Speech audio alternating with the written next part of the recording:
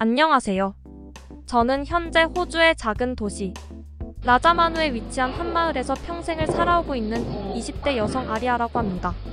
우리 가족은 아버지와 어머니 그리고 저와 할아버지가 함께 사는 호주 마을에서는 보기 드문 가족 구성원 형식의 아주 특이한 가족인데요.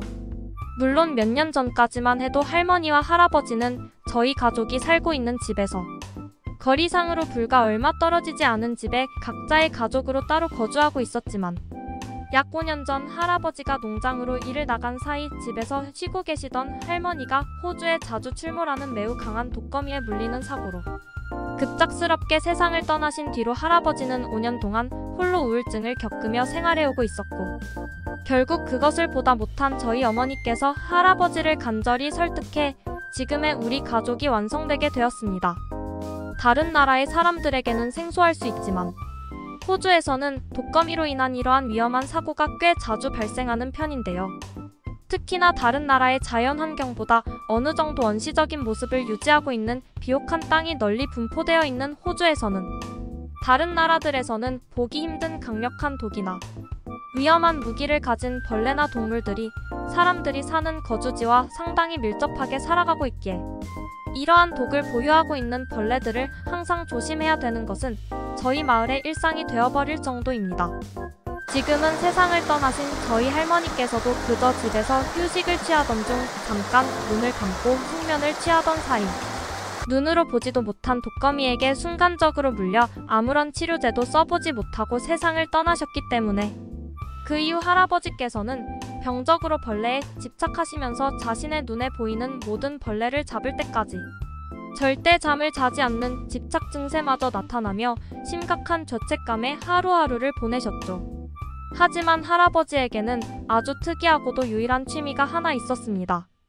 독거미로 할머니를 먼저 떠나보내신 할아버지께서는 약 5년이 넘는 기간 동안 가족들의 도움은 최소한으로 받은 채 그저 아무것도 하지 않고 지금까지 모은 돈으로 한국이라는 나라를 주기적으로 여행을 다녀오는 도저히 이해할 수 없는 취미를 가지고 계셨죠. 그때 저는 너무나 어린 나이였기에 할아버지가 도대체 왜 한국에 가는 것인지를 이해하지 못했지만 지금은 할아버지의 그러한 행동이 지금은 전혀 만날 수 없는 할머니를 우연하게 처음 만난 곳이 한국이었기 때문에 그러한 행동을 했다는 것을 아주 가슴 아프게 이해하고 있습니다. 평소 저에게도 너무나 많은 애정을 보여주셨던 할머니께서는 종종 저에게 살면서 한국이라는 나라를 한 번쯤은 여행해보는 것을 추천한다면서 제가 만약 여행을 갈 수 있는 나이가 된다면 저희 첫 해외여행을 함께 한국으로 가자는 말을 자주 했었을 만큼 할머니는 한국에 대한 특별한 감정을 가진 것처럼 보였습니다.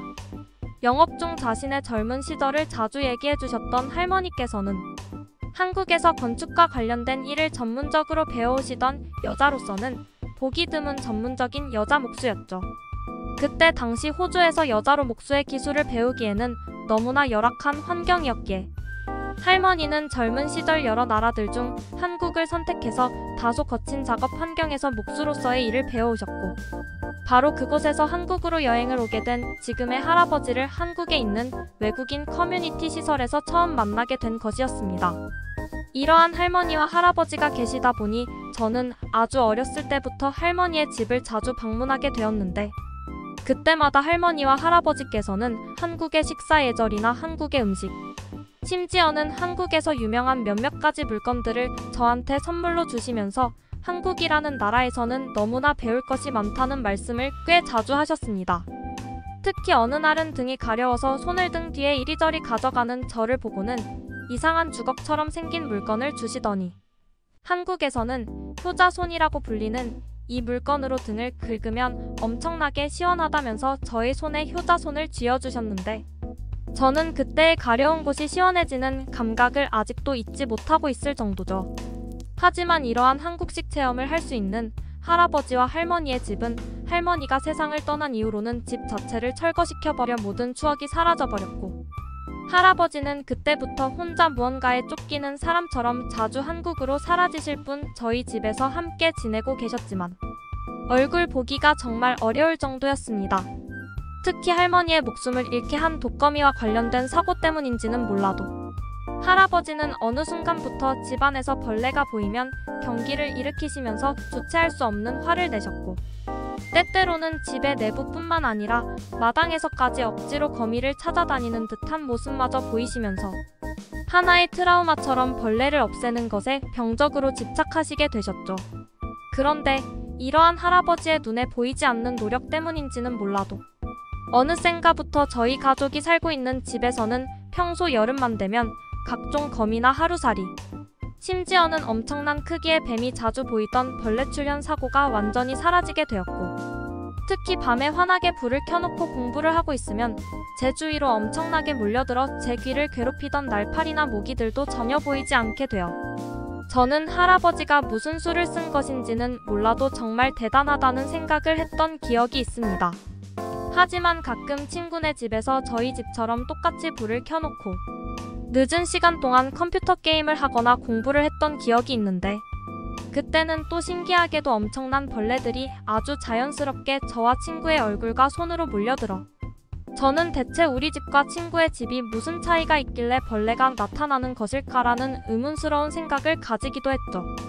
아주 가끔 한국으로의 여행을 마치고 돌아오는 할아버지에게 할아버지 때문에 벌레가 집안에서는 전혀 보이지 않는다는 얘기를 하고는 했지만, 그럴 때마다 피곤한 듯한 모습의 할아버지께서는 갑자기 눈을 반짝이시면서 당연히 그렇게 될 수밖에 없다는 말만을 하시며 명쾌한 방법은 절대 알려주시지 않았기 때문에 저는 시간이 지날수록 벌레가 전혀 나타나지 않는 쾌적한 집에서 시간을 보내는 날이 많아졌습니다. 특히 저뿐만 아니라 어머니와 아버지까지도 이제는 집안에 벌레가 없는 생활에 익숙해지시면서 할아버지에게 감사한 마음을 표하기도 했죠. 하지만 아무리 차이점을 찾아보려고 해도 친구의 집과 제가 살고 있던 집의 차이는 육안으로는 전혀 차이가 없었기 때문에 저는 할아버지가 그저 벌레를 없애는 약을 집 전체에 뿌린 것이 아닐까라는 생각만 가지면서 그렇게 시간은 흐르게 되었습니다. 그런데 어느 날 제가 살고 있던 마을에서는 충격적인 일이 하나둘씩 벌어지기 시작했는데요. 제가 살고 있던 마을은 라지마누에서도 최외곽 지역에 있고 도시 중심가와도 상당한 거리를 유지했던 타제 마을. 내부에 위치한 생활 편의시설들이 매우 중요한 역할을 하는 곳이었는데, 어느샌가부터 이러한 주유소나 마트, 심지어는 몇 개 있지도 않은 식당가들 건물 전체가 정체불명의 벌레떼들에 아예 출입조차 할 수 없게 되어버리는 것은 물론, 더욱 큰 문제는 벌레가 이러한 시설들의 건물 내부로까지 들어가 모든 것을 망가뜨리고 있었기 때문입니다. 벌레의 종류도 너무나 다양했던 것으로 보였는데, 단순한 하루살이부터 호주에서 자주 보이는 거미들까지 제가 살고 있는 마을에 얼마 남지 않은 마트의 식료품 판매대를 전부 점령하는 것과 함께 마트를 방문하는 사람들에게 엄청난 혐오감을 주게 되면서 제가 사는 마을 전체가 의문의 벌레떼 때문에 생활 자체가 되지 않는 심각한 마을로 변해버리고 만 것입니다. 그때쯤 이미 호주의 몇몇 뉴스 보도국에서는 제가 사는 마을이 이상기후로 인해 50년 만에 날파리 벌레떼가 급작스럽게 생겨났다는 보도와 함께 평소의 약 50배에 달하는 비정상적인 벌레의 규모가 한 번에 발생하게 되었다면서 그 어떠한 방역 시스템도 통하지 않으니 당장 그 마을을 떠나라는 황당스러운 보도만 내고 있었죠. 마을을 전체적으로 관리해주는 저희 마을 대표님은 처음에는 건장한 성인 남성들만을 모집해 단순히 벌레를 무력으로 없애기 위한 봉사활동을 펼쳤으나 이상기후로 인해 외부에서 끊임없이 생기는 벌레들을 막아내기에는 아무런 소용이 없는 방법이었죠. 그리고 이미 그때쯤부터 마을에 거주하고 있던 몇몇 주민들은 자신의 집 내부가 벌레들 점령당했다면서 아이를 키우고 있는 집에서는 지금이라도 당장 마을을 떠날 것이니 기름을 넣기 위한 주유소를 개방해달라고 요청을 하기도 했으나 이미 그때에는 마을에 남아있는 유일한 주유소마저 모든 주유구 구멍들이 벌레 때문에 가동이 어렵게 되어버린 어처구니 없는 상황이 시작되고 있었습니다. 상황을 보다 못한 마을 대표님은 두 번째 방법으로 벌레를 없애기 위한 살충제 약을 밤낮 가리지 않고 마을 사람들과 함께 마을 주변 전체에 뿌리기 시작했습니다.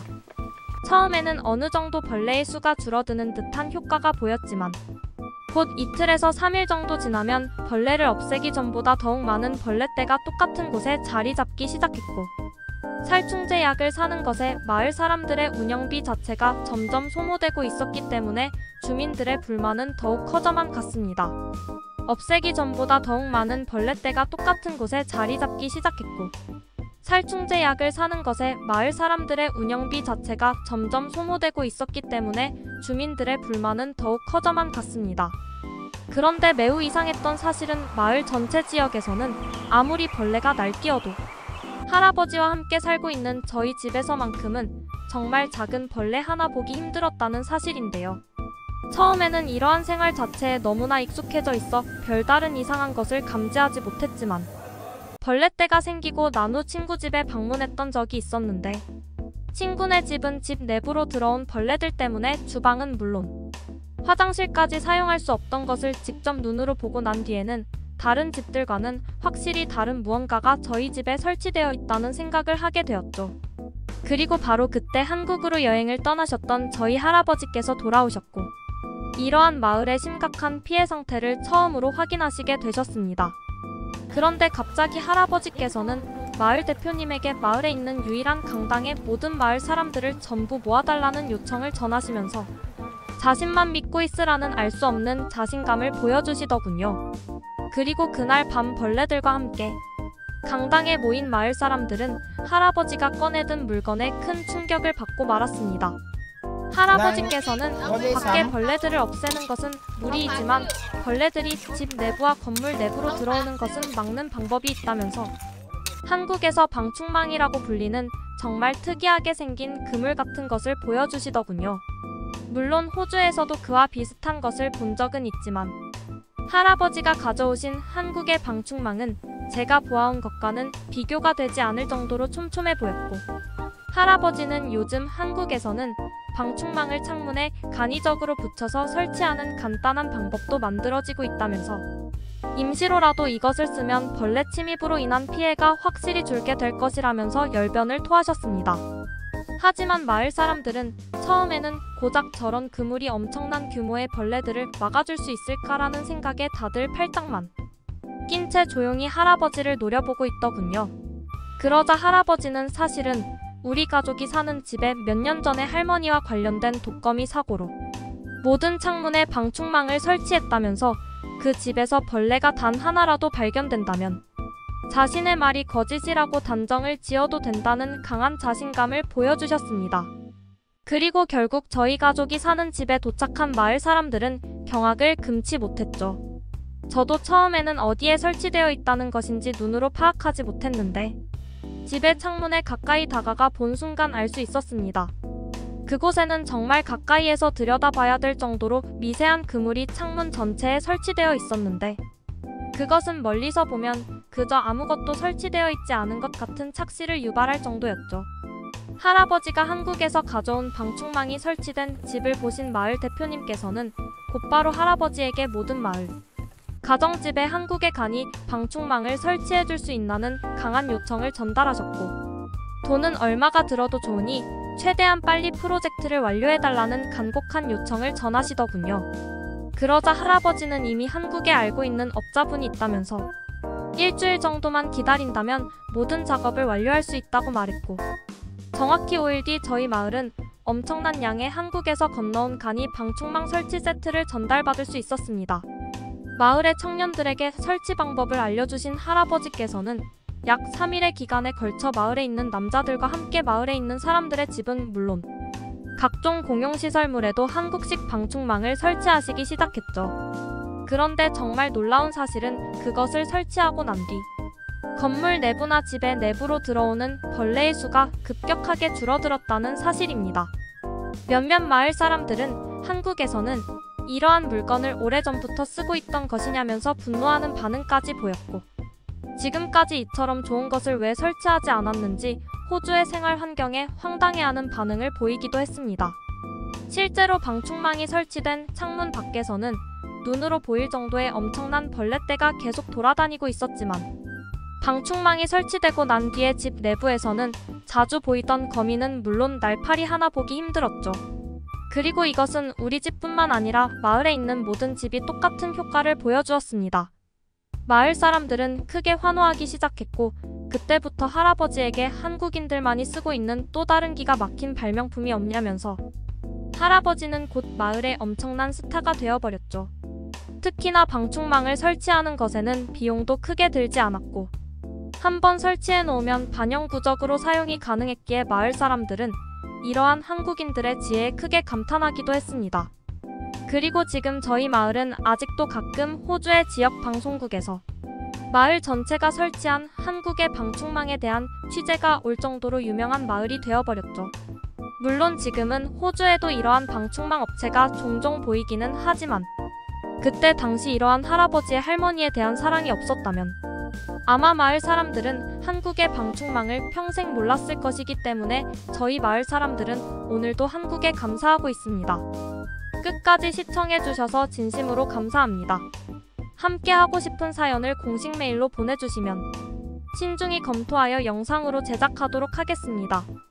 여러분의 구독과 좋아요는 계속해서 좋은 사연을 소개할 수 있는 힘이 됩니다.